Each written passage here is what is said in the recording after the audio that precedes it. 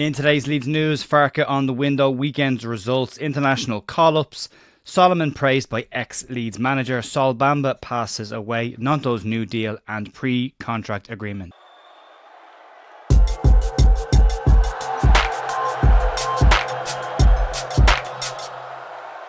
Morning folks, Jay here at The View, Monday morning the 2nd of September with your Leeds United news. No transfer window, it's about a week or so too early for Ryan Kent rumours to start up just yet, but no doubt that they will come over the course of the next few weeks.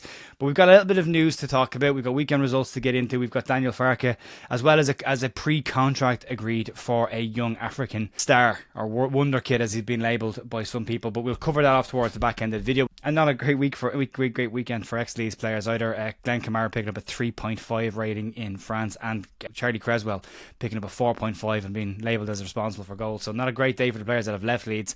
But for those who stayed, there's a lot to be proud of. Good result of the weekend, and Leeds move in to 4th place in the division and in a really good spot now heading into the international break. Daniel Farke had a chance to speak about the transfer window after the win against Hull. As the local media gathered to get his thoughts on the window, Farke for the very first time appeared to just slightly sidestep himself away from the recruitment team and made a few interesting comments. Farke moved to point out that the players that have come into Leeds United this summer aren't proven at this level, and that could just be expectation management from the manager. He's been in prime expectation management for the last few weeks now, and because of their lack of experience at this level, he said that Leeds can't be labelled as big favourites, which is an interesting way to put things. Farke's comments on the number 10 were also very interesting. The week before the close of the transfer window, Farke said that he wanted 4 players, a left back, a central midfielder, and a Cree and a Rutter replacement. 4 players came in those areas to replace them, but the week before the window shut, Farke said to the press that he also wanted a specialist number 10 with time running out on the window. He also wanted no more exits. He got the 4 and he got no more exits, but we didn't get the 10 done. Farke claims that the decision was the club's decision to not spend the money on that position. Farke said that the character, ability and level of the player that was needed to come in that position would be expensive, and that the club chose not to spend the funds on that role. Farke has always gone out of his way to point out that he is very much the manager of Leeds United and not the head coach, and therefore is involved in all of these conversations. He now appears to be distancing himself slightly from the recruitment team, or as I said, this could just be down to expectation management by Farke, just to make sure the fans are a little bit level. This will give the new players time to bed in, to get comfortable with the squad before then the results are expected thereafter that. So it is an interesting one, but whether Daniel Farke believes that Leeds United are favourites for the league or not, that doesn't remove the pressure of automatic promotion, which is still expected from the fan base this season. And if Leeds don't get promoted to the Premier League this season, that will cause Leeds major problems next season. He still on paper has one of the strongest squads in this division, and even the players that have come in from outside of the league have got calibre. I know people will say that Tanaka played Bundesliga too, but he also played Bundesliga. Ramazani was playing in La Liga. They're not weak leagues. Solomon was a Champions League player playing in the Premier League.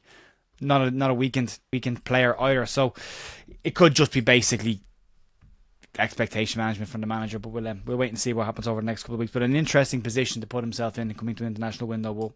We'll see. Moving on to the weekend roundup of results. We'll start with the under 18s, and not a brilliant week for the under 18s this week. Have they entertained Sunderland at home? Leeds didn't get a win this week, a 2-0 defeat to Sunderland at Thorpe Arch. Tricky one for them. They'll move on to next week's game a little and try and rectify that one. The under 21s were also in action, and another decent Premier League 2 performance by them. A very young Leeds United under 21 squad, it should also be said. Leeds managed to get a 1-1 draw with Crystal Palace. Goals coming in that game from Max McFadden as well. So decent performance by the under 21s. And the Leeds women travelled to play Stockport in their league game, and that match ended 2-2. Stockport had taken the lead on the 17th minute mark before Cat Smith penalty made it 1-1 to Leeds. Leeds then took a 2-1 lead through Amy Woodruff, whose return to the club has followed goals since she's come back. However, Stockport County did grab a 90th minute equaliser in that game for that game to finish 2-2. Moving on to the international call-ups, and there's been a few for the underage call-ups. Mateo Joseph has been called up by the Spanish under-21 side to play in their European qualifiers against Scotland and Hungary. Darko JB has been called up by the England under-21 elite squad for their games against Turkey and Romania, and Charlie Crew has been called up by the Welsh under-21 side for their game against Iceland. Jeremiah Mullen has also been called up by Scotland's under-21s and will face off against his teammate Mateo Joseph as they take on Spain and Malta in their European under-21 qualifiers this coming week. Moving on to the debuts that came in over the weekend, there were some very impressive cameos, albeit cameos, and it's a very small sample size, so probably relax the expectation just a little bit on those players just yet. But Manor Solomon started the game and has come in for some very high praise from former Leeds United manager and coach Neil Redfern, commenting on his impressive debut against Hull. Solomon was thrown in at the deep end after a hamstring injury to Daniel James, but had a standout performance on both ends of the park. Solomon's performance was impressive because he got an assist and was very good from an attacking threat point of view for Leeds, but also on the defensive. He won 50% of his defensive duels during the game as well, which is no mean feat, so contributing on both ends of the park. Speaking to BBC Leeds, Neil Redfern had the following to say about the debutant. I thought Solomon was man of the match, to be honest with you. He's got the quality that's better than this level. You can see that. I like Solomon a lot. I can see him as a 10 because I think he's clever enough to pick times when to drop in. Leeds had a rotational number 10 on Saturday with Willie Gnonto and Brendan Aronson, both, to me, impressively dealing with that position quite well. Both of them, for me, had a very good game. Willie offside a little bit, but he's looking to get in behind teams, and I'm okay with that. He's looking to break lines. But overall, for Manor Solomon, a very impressive debut for him.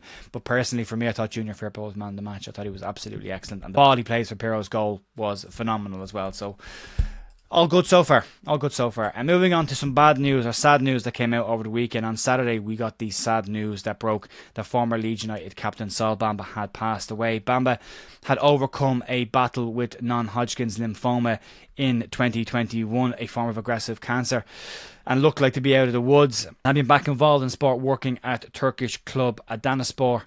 A statement from the club on Saturday evening read as the following. Our technical director Saul Bamba, who fell ill before the Manisa Football Club match played yesterday, was taken to Manisa Sela Bayer University Hospital and unfortunately lost his battle for life there. Our condolences to his family and our community. It's an incredibly sad day. A man of 39 years of age passes away. Bamba represented Leeds 37 times as the captain after having an initial loan spell at Leeds before it then becoming permanent, and was a small shine of light in a very dismal time for Leeds United Football Club. He always had a smile, was not afraid to put up to the ownership when needed as well, and wasn't afraid to speak out when it was needed to happen. A very, very strong captain, and if you look at all the tributes that have poured in around clubs all over the EFL, captain for a lot of clubs for a very strong reason, and it's an incredibly sad day, and all we can say is we hope that Saul rests in peace, and our condolences go to his family and friends at this time.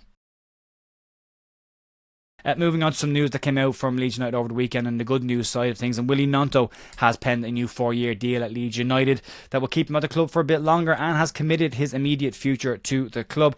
Gnonto described Leeds United as a family and that sometimes we fall out with each other, which I thought was excellent. But he is now committed to staying at the club and has signed this new deal. The club have said there's no exit clauses in this deal. People who want to see the negative side of this have already jumped to not believe them. Time will tell if it's true or not, but you can't ask for the club to tell you what's going on, and then when they tell you what's going on, go, I don't believe you. So it's not a new deal. We'll wait and see. I'm sure there's a bumper pay up if we get promoted to the Premier League and that as well, and some form of a handshake agreement that he can leave should we not get promoted to the Premier League next season. And then finally today, getting on to it's a big story. It's kind of a big-ish story. It might be in a couple of years' time, but the summer transfer window may be closed, but Leeds United's business in that window is far from over just yet, at least from the youth ranks perspective. According to journalist Alan Nixon, Leeds United are said to have agreed a pre-contract agreement with Nigerian star Leonard Ngenje, who has now signed a pre-contract deal to join Leeds United at a later date. Nixon broke the story, claiming that Leeds were hoping to strike an agreement with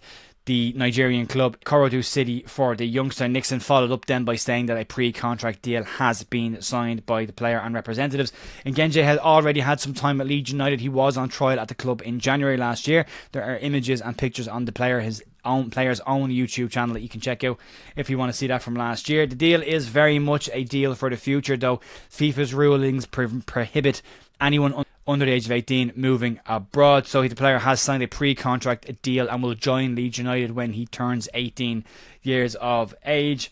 So pre-contract agreement signed and sealed, apparently, according to Alan Nixon, for the player to join Leeds United on his 18th birthday. And we'll see what happens with that one, folks. That'll be it for me today. We'll be back tonight with some form of a live stream or pre-record with a match review from the game against Hull, just depending on guests and that. If there's no guests, I'll just do a pre-record and put it up. If it's just myself, if I've got some guests, we'll put it up as a live stream. We can talk about that later on tonight. But have a great rest of your day, and I'll talk to you tomorrow morning and later on tonight for more Leeds news. See you then. Bye.